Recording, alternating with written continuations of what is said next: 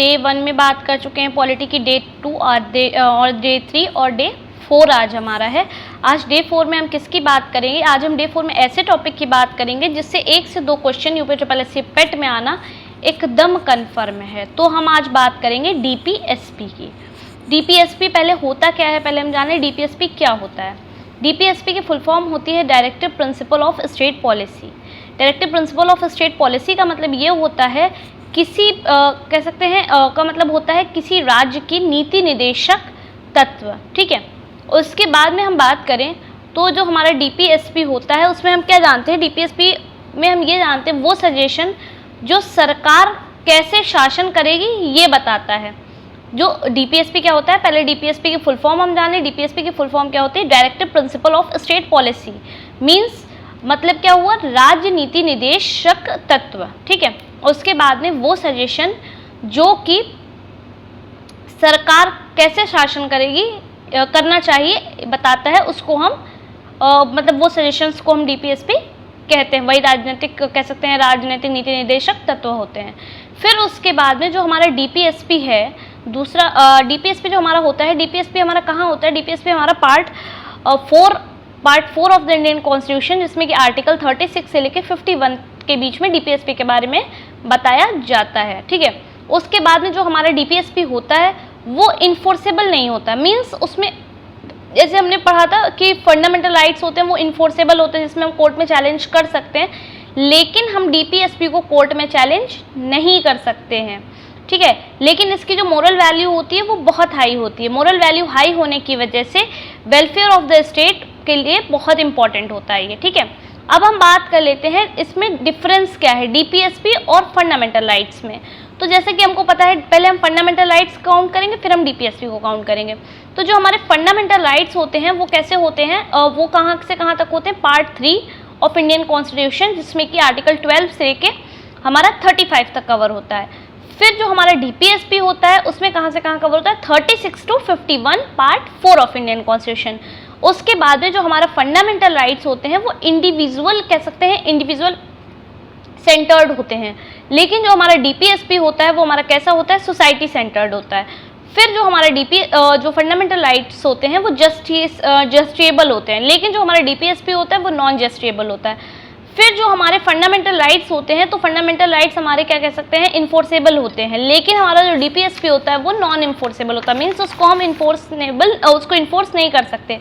क्या नहीं इन्फोर्स कर सकते? उसे हम कोर्ट में चैलेंज नहीं कर सकते हैं।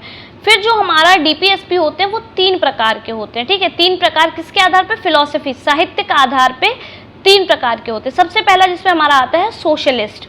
सोशलिस्ट में क्या होता है? सोशलिस्ट में equal work, equal pay for equal work, मतलब कि अगर मान लीजिए हमने कोई काम किया और हमारे साथी ने भी वही सेम काम किया तो उसको भी जितना पैसा मिल रहा उतना ही हमको मिलेगा, ना कम ना ज़्यादा।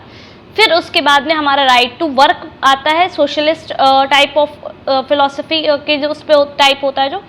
उसके बाद में हमारा फ्री लीगल एड की बात होती है, ठीक है। फिर हमारा आता है Gandhian philosophy based. Gandhian philosophy based में क्या होता है?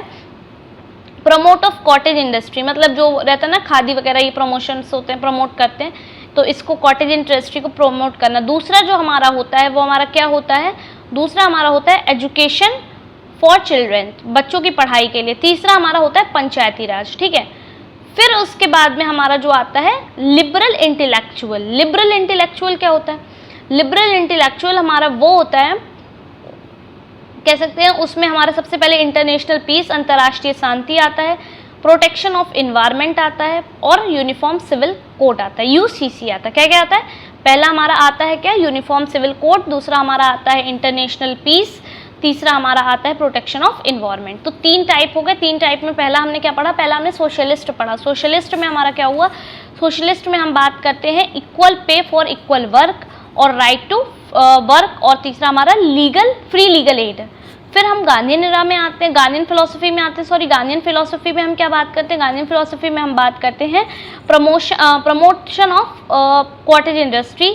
दूसरे नंबर पे हम पंचायती राज की बात करते हैं। तीसरे नंबर पे हम बात करते हैं एजुकेशन फॉर चिल्ड्रन की।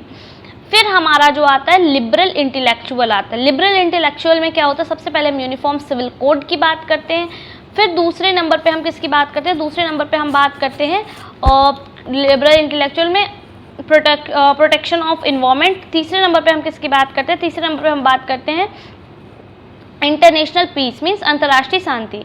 यूनिफॉर्म सिविल कोड कौन से आर्टिकल में आता है, यूनिफॉर्म सिविल कोड आता है आर्टिकल 44 में।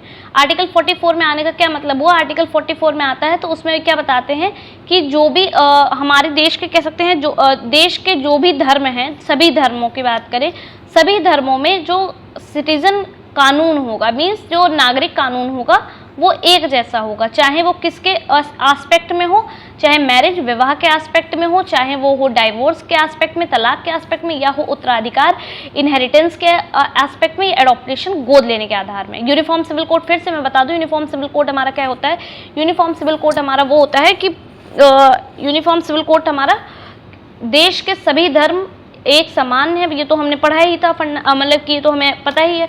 उसके बाद में देश के सभी धर्मों के जो नियम होंगे या जो नागरिक कानून होंगे वो एक जैसे होंगे, किसके एस्पेक्ट में, एस्पेक्ट ऑफ मैरिज विवाह के एस्पेक्ट्स में, डाइवोर्स तलाक के एस्पेक्ट्स में, तीसरा हमारा हो गया इनहेरिटेंस उत्तराधिकार के एस्पेक्ट में, चौथा हमारा हो गया गोद लेना एडॉप्टेशन के आधार पे, ठीक है। उसके बाद में जो हमारा पंचायती राज है, पंचायती राज हमारा किस में आता है, आर्टिकल 40 में आता है। और वही हमारा जो आर्टिकल 48A होता है वो प्रोटेक्शन ऑफ इन्वायरमेंट की बात करता है। तो ये हमारा आज का सेगमेंट था। अगर आपको कोई भी कंफ्यूजन होता है, छोटा सा बड़ा सा कैसा भी, तो आप मुझे तुरंत मेरे कमेंट में ड्रॉप कर सकते हैं। तो आज हमने क्या क्या पढ़ा है, डीपीएसपी क्या होता है, डीपीएसपी हमारा होता है राज्य नीति निदेशक तत्व। उसके बाद में हमारा किस में आता है, part 4 of the Indian constitution में कवर करता है, जिसमें कि आर्टिकल हमारा 36 से 51 के बीच में बात करता है।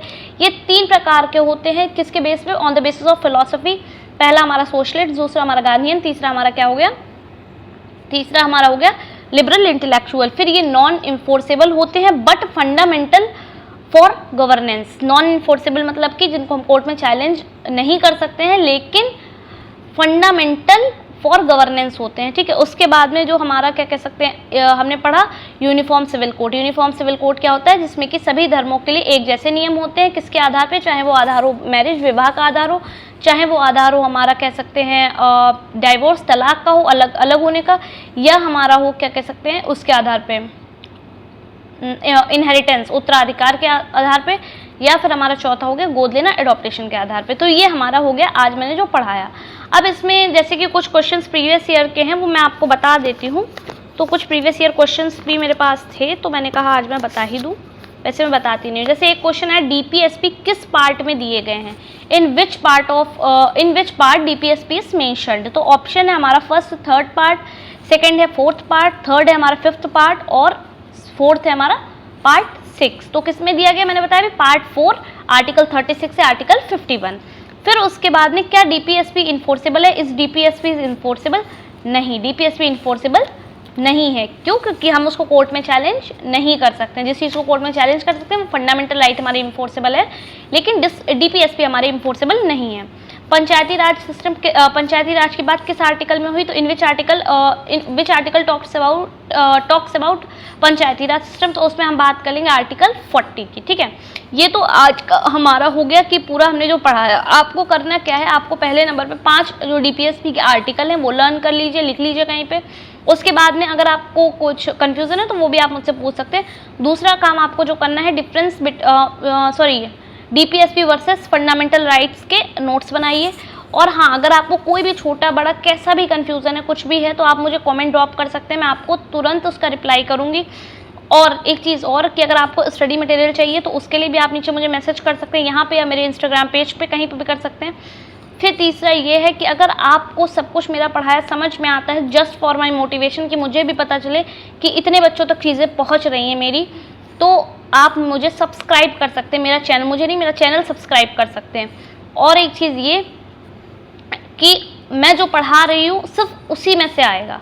क्यों उसी में से आएगा? क्योंकि मैं कॉन्सेप्ट बेस्ड पढ़ा रही हूँ, मैं प्रीवियस ईयर क्वेश्चन रटवा नहीं रही हूँ।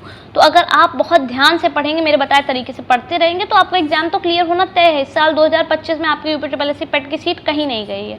और अगर मेरा पढ़ाया समझ आता है वंस अगेन, तो आप मुझे कमेंट में बता सकते हैं कि मैं कैसे पढ़ा रही हूँ। आप अपना रिव्यू या फीडबैक जो भी कहें वो दे सकते हैं। उसके लिए आपको कोई भी मतलब जैसा अच्छा लगे बुरा लगे जो भी आपका फीडबैक रहेगा मेरे लिए वो एकदम कह सकते हैं इम्पॉर्टेंट होगा। उसके बाद में अगर आपको मेरा पढ़ाया समझ में आता है तो मेरे चैनल को ज़्यादा से ज़्यादा सब्सक्राइब करिए, like comment share and subscribe. No pressure on anyone. If you want, if you are interested, then show your interest just by subscribing my channel. Okay, this is all for today. कल हमारी next class आएगी, तब तक के लिए thank you so much, have a good day.